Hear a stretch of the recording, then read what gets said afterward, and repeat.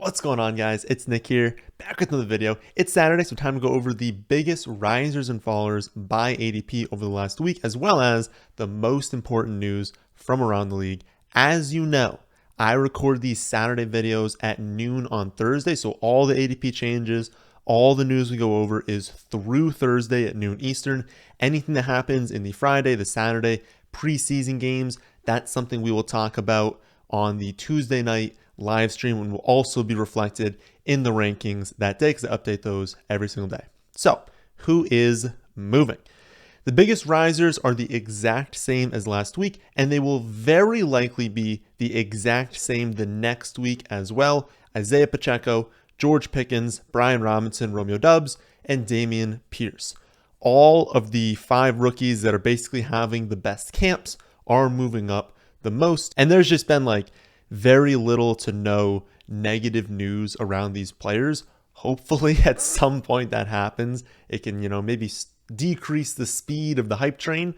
But let's talk about each one of these. So in order of ADP, Pierce goes first. He's now being taken in the 9th round. I have him as a late 7th round pick in redraft leagues and a mid 8th round pick on Underdog. So even with the rise, I'm good drafting him as well. We talked about this week how he's very likely going to be the starting running back of the Texans all season. If it doesn't happen in week 1, it's going to happen in week 2 or week 3. But honestly, it's probably going to happen in week 1. He'll be the starting running back there. He'll catch passes. And honestly, I think the Texans offense is going to surprise people this season. They're not going to be elite, but they're going to be better than people think. So he's going to continue to be a good pick. Next off the board is George Pickens. He is now an early 11th round pick. I have Pickens as a late 10th round pick in redraft and a mid 9th round pick on Underdog. So he's someone that I would keep drafting, but he is still getting very, very close to where I have him ranked. So he's a value, but not like some huge value. The hype with him is getting pretty unreal. I mean, like with him, there's no negative news. And so I wouldn't be shocked if he made his way into like the 9th round at some point. Maybe he creeps in the 8th round. I mean, it kind of depends on what's going to happen in these preseason games. As of right now, I'm still drafting him. Just letting you know, this is still, an offense that has a lot of good playmakers on it. He is one of the better playmakers on it, but they still have a really good offensive talent. And Mitchell Trubisky is not, some fantastic quarterback. Pickett is not some fantastic quarterback. It's not going to be a high volume passing attack. It's not going to be an efficient passing attack. So right now, good pick. If he keeps climbing another round and another round every single week, he's going to slowly turn into like of no value at all. And people are going to start taking him too early, but we'll see where he ends up going. Next by ADP is Romeo Doubs. He made his way into the 12th round. I have him ranked as a late 11th round pick in redraft, late 10th round pick on Underdog. So again, keep drafting him. This is one where there finally was some negative news. Rodgers was critical of Doubs recently, saying, he hasn't been perfect and he was in the wrong place on multiple routes. There was one in practice where, unless Rodgers was the one being wrong, and it's very unlikely, like they were clearly on the wrong page, led to an interception, and that's something that Rodgers doesn't take lightly. Some quarterbacks will be fine, some teams will be fine throwing rookies out there. They'll make mistakes, but they'll learn. But Rodgers, leans on players he trusts, and if Doubs is going to lose that trust at any point, doesn't matter how good he is, Rodgers still needs to throw you the ball to be productive in fantasy. Now, I still think he's a good pick again, but he's another one. If the hype continues and he starts making his way into like the single-digit rounds, then we're going to have to start to reevaluate. Right now, we're still good with it. After those 3, it's Isaiah Pacheco and Brian Robinson Jr. coming off the board in round 13. And what do you know? I have them both ranked as slight values as well. Right now, all these rookies that are rising are still good picks. But as people start doing drafts, as people start listening to shows like this, and they start seeing, oh, he's a good pick, I'm going to reach a little bit by ADP, a little bit by ADP. ADP keeps going down. People still keep reaching. They're going to keep dropping in ADP. The latest reports that I have heard from the Kansas City camp seems to be that people really think that they're only going to keep 3 running backs. And the odd man out is going to be Ronald Jones. Now, I barely have Ronald Jones projected for any touches at this point. So if he gets cut, Pacheco's gonna move up. He's just not gonna skyrocket anymore. Like I really don't have much production going through Ronald Jones. So when he's cut, like it's gonna disperse amongst the other three, but he's not gonna skyrocket. But I do think he's gonna skyrocket in draft. So this would be one to definitely watch. If he starts going really, really early, like he is still the backup. I know it's like a great situation. It looks good, but he's also a 7th round rookie. The success rate that late is relatively low. So again, think he's a good pick right now, but let's see where it ends up going. And then Brian Robinson, I think he's a good value. We kind of talked about him earlier this week. He's getting some early down work. He's getting goal line. So there's a situation where we know McKissick's going to be in on 2-minute drills, on 3rd downs. We know Gibson is still talented. I know he's gotten, a lot of negative reports recently, but he's still talented. He's still the one. And so to start the season, it's still going to be like a very limited role for Brian Robinson. He probably does need an injury to Antonio Gibson to like truly break out. But if he's going to get goal line, if they're going to trust him in short yardage and he's going to have that touchdown upside, he's going to get some work on early downs. He does still have a lot of upside, so I think he's a really good flyer late.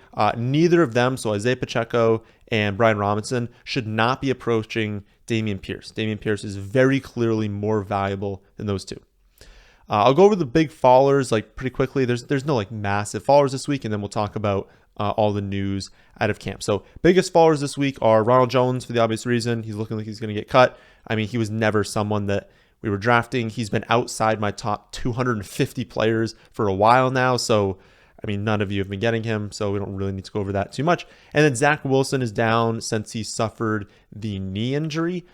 He should, be good to go relatively early in the season, not week 1, but maybe week 2, week 3, he'll be back. But he's not a good quarterback. And so he's going to be a bad quarterback coming off of a knee injury. That's going to make things even worse. Like, we don't need to be drafting Zach Wilson. I don't think you were anyways, but like I just felt like telling you that. But the news also sent Corey Davis down, Garrett Wilson down, both down 4 spots, and then Elijah Moore down 1 spot. I just want to remind everyone what I just said a few seconds ago. Zach Wilson's not that good. And there's a very real chance that Flacco performs the same or better than Wilson while Wilson is out. And Garrett Wilson actually made a comment that, Flacco just has better ball placement. He puts the ball where receivers might want it, as opposed to Wilson, who just chucks the ball around and has no accuracy. So it was kind of funny to see that, but just the general idea that these players should not be moving down in ADP because you might get 1 or 2 games with Flacco instead of Zach Wilson. Zach Wilson's not that good. If anything, it might be a boost. And so if you can get them at a discount, do it. Again, the only wide receiver quarterback that we're actually targeting on this team is Elijah Moore. I'm not really drafting Corey Davis. I'm not drafting Garrett Wilson. I'm not drafting the quarterbacks. But if Elijah Moore happens to slip because of this injury, take the discount. He's clearly the number 1. And he's a great talent. All right, so those are really just the big followers. Let's go over what's been happening this last week. Not necessarily impacting ADPs all the time, but could in the future. One that did impact ADPs, Zay Jones is up a good amount. He's been performing really well in camp. He was the starting outside wide receiver in their preseason game. That's going to continue. We talked about him earlier in the offseason, maybe in like a May or a June video, talking about deep sleepers, guys who just were not getting drafted that have real upside this season. We talked about Zay Jones as probably going to have a very high snap share. Maybe Trevor Lawrence takes a step forward, but like he's probably going to be their like outside wide receiver, and that's looking like it's going to be true. So he continues to be a really good pick late in drafts. Probably not someone you need to draft in like a redraft league unless you've got like a really deep bench, maybe like 7-8 bench spots, and you just want some level of production there. I do think there are like higher upside wide receivers. So this would be more of like an underdog pick. Like in a redraft league, the odds that you're consistently starting him as like your wide receiver 2, unless you're in a 16-team league, it's probably unlikely. So underdog pick, really, really good late round pick. Redraft leagues, I don't know. It's fine, but he's not like fantastic. Joshua Palmer continues to secure the number 3 wide receiver role for the Chargers.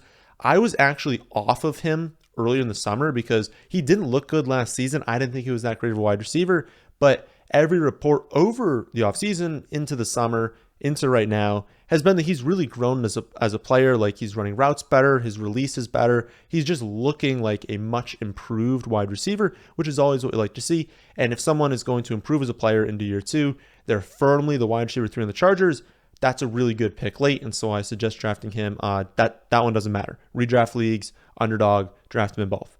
Alec Pierce has been getting a lot of buzz lately. It has not impacted his ADP yet, but I think he's going to be one of the top risers next week, especially if he does something in the preseason game. If he does nothing in the preseason game, well, maybe he won't rise, but if he does like any sort of production and people kind of see how athletic he is, how good he is at getting deep downfield, especially if he connects deep for a touchdown, I think his ADP is going to rise. He's got a good connection with Matt Ryan. Matt Ryan, obviously a good quarterback. He seems to have that wide receiver 3 role in lock, and it's behind Paris Campbell. So you guys know I love Paris Campbell as a talent, and if Paris Campbell could stay healthy for the whole season, I think he'll do really well. But that's been a problem for him throughout his career. And so if Pierce is the clear number 3, and then Campbell were to get injured, well, now he's the clear number 2 in every down wide receiver on a pretty good offense with a downfield role. Those are the players we should be drafting. He's not getting drafted on any of the major platforms. Around 15 on Underdog. Great pick in both. Darren Waller returned to practice, and I have the same take that I had before. I was never really worried about this hamstring injury, and he's stayed in the exact same spot in the rankings. However, if there's ever a point where he re-injures this hamstring, that is not going to be good. I will be dropping him in the rankings if that happens. But he's back now, assuming he can stay at practice and doesn't just get a Veterans Day off or something like that. If he re-injures the hamstring, way down in the rankings, because that'll be a problem. That'll be a really big risk this season. But if he's good to go for the rest of the season, I'm going to keep drafting him. I've been getting him a lot on Underdog recently. He might now be my highest owned tight end because he's continually dropping into the 5th round. And if we're getting Darren Waller in the 5th round, I know they have Devonta Adams, but Waller is still an incredible talent, high upside, not only with touchdowns, but receptions. He's a great player. He's a really big mismatch and a very big boost to your team in fantasy because he can go out there and have 10 for 100 and a touchdown, and very few tight ends can do that. So I'm still drafting him, especially when he slips into the 5th round. Ken Walker had a procedure done, and quote, "We've got a chance to get him back quickly," and that it was not a sports hernia surgery, but we don't have any other real hard information off that. And this is kind of why we don't listen to fantasy doctors and stuff like that. These are just people throwing takes out there and just seeing what sticks, right? Until we get actual confirmation from a team about what an injury is, what surgery was done, what the timetable is. Don't trust random people on Twitter that are just guessing about what timetables are when they have no clue what the actual injury is. They're wrong all the time.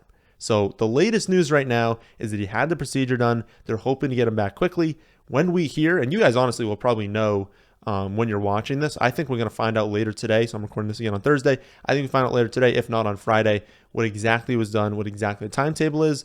But as of right now, I'm not adjusting the rankings too much. I bumped him down a little bit. I bumped Penny up a little bit just because it was some sort of procedure. He's missing some level of time, and so that's more reps for Penny. And Penny was already the one. So just, a clear decision, switch a little bit, but I have them both very, very close to ADP, maybe even exactly where they're going to ADP. If either of them fall in drafts a lot, if someone sees this news and goes, can't draft, Kenneth Walker, and he slips 2 rounds past his ADP, still grab him. Melvin Gordon said, quote, "They want Javonte Williams to be the guy." I would watch his whole response. It's a minute and a half. You can find it on my Twitter at NickSalikFA. I retweeted it. I would watch his whole response because it was pretty good. But in summary, he basically seems to think, if you're kind of reading between the lines, that the coaching staff is kind of locked in on Javonte Williams and that, he knows he's not going to be the starter, but he wants to compete as much as possible. He wants to earn snaps, and he thinks he can earn snaps. My current split for this backfield is for carries, 57% for Williams, 37% for Gordon, 6% for Mike Boone, only looking at those 3. Obviously, the quarterback's going to get carries. Maybe they have some end arounds and stuff, but for the running backs, that's the split. Then in terms of receptions, again, for just the running backs, 60% for Williams, 34% for Gordon, 6% for Mike Boone. So basically, I have Williams getting around 60% of the work, which is a very high amount. Remember, not that many running backs get above like 60, 65%. We don't have that many feature backs in the NFL. Most running backs are, I mean, this is like a really good split for running back. So again, I have Williams around 60% of that work. That makes him the running back 12, 18th overall in redraft leagues, half PPR scoring, 22nd overall over on Underdog because value changes a little bit. And I think that ranking is fair. I have dropped Gordon a little bit recently, though I still think he's a good pick. He goes around like the late 30s for running backs, and I think that's just a spot where we know he's not the one, but he's still getting some level of workload. He's on a good offense. He can score some touchdowns, catch some passes, and like still be relatively productive. Someone you can kind of rotate in there if there are injuries or bye week. Someone on Underdog where you're just getting some points randomly. So I'm totally fine still drafting Gordon, and I'm warming up to Williams more as a late second round pick. Now, I've only been taking him on Underdog when he falls into the third round, and that's what I feel most comfortable with. I still don't love it taking him exactly where I have him ranked, which is like a late second round pick. I think his ADP is very much around that range. So I'm still approaching it as he does still fall a lot. He'll get into that early third round. And so I would rather, if you've got like a top 5 pick in that second round when it comes around, I'd still rather grab either like an elite wide receiver or maybe one of the last like elite running backs and then see if Williams is there in that third round. If he's not, it's really not the end of the world. You still got great players. But yeah, I personally have been taking him in the third round, not the second. Danny Gray continues to get hype in camp. He is not someone you need to draft in a redraft league. He goes super late. He'll be on free agency. There are other high upside players, especially if you're in like a 10-team league or a relatively competitive 12-team league, but like one that, you know, not everyone's super focused on everyone. You just don't need to go there unless you've got like 18, 19 rounds. But you know, I feel confident saying he's going to win the number 3 job for San Fran, and he's a very, very fast player, a big upside player. He's not going to have a weekly floor, but he's the type of player that could catch 3 or 4 balls for 150 yards and 2 scores in week 17, and would be someone that maybe like 1% or 0.5% of the field has at that point. So I think he's a fantastic pick. You're trying to win $1 million, you're trying to get first place in one of these Pomeranians, the puppies, something like that, I would be taking Danny Gray in the final round. He's always available that late. Again, redraft leagues, you probably don't need to go there. One last bit of news. For those of you in deeper leagues, tight end premium leagues, dynasty leagues, Isaiah Likely has been having an incredible camp so far. And while Mark Andrews is obviously the tight end 1 for Baltimore, they're going to use 2 tight end sets a lot on a very high percentage of their snaps. And it seems like he's been crushing it in the passing game. They're going to use him, and they're going to use him a lot for a rookie. So if you're looking for tight end late, he's someone I'm looking at along with Melvin Gordon, Jonnu Smith, and Taysom Hill. Those are like the 4 names in like that round 18 on Underdog. Or if you're going for to like double dip late for a redraft league and you're saying, I'm just going to abandon tight end, my final 2 picks will be tight end, I'll try and hit on someone. Again, it's Likely, Melvin Gordon, Jonnu Smith, and Taysom Hill. Those are like the 4 names that I have that are always available in like the final 2 rounds of drafts, and I'd be attacking them. So that is the latest news through Thursday at noon. Anything else will be reflected in the rankings, and I can also go over during the Tuesday night live stream. This is probably the first big draft weekend, so good luck to all of you who are doing drafts early. We don't do our drafts until like 2 more weeks, but I know a lot of people will this weekend. Remember that the rankings are updated daily on the website, thefantasyfootballadvice.com, and that you have access to not only the rankings, articles, and tools, but also the private Discord when you sign up for All In. So ask questions in there. It's a great resource for all of you. So I will be back tomorrow to go over my favorite wide receivers to draft on Underdog, Monday for another episode of Mock Draft Monday, and then live Tuesday night, 8 p.m. Eastern, to go over the latest news, answer any questions you guys have, and do an Underdog draft with all of you. That, my friends, is the end of this one. Hope you all enjoy. If you did, how about hitting the like button, and how about subscribing to the channel if you're new here? Thanks for watching.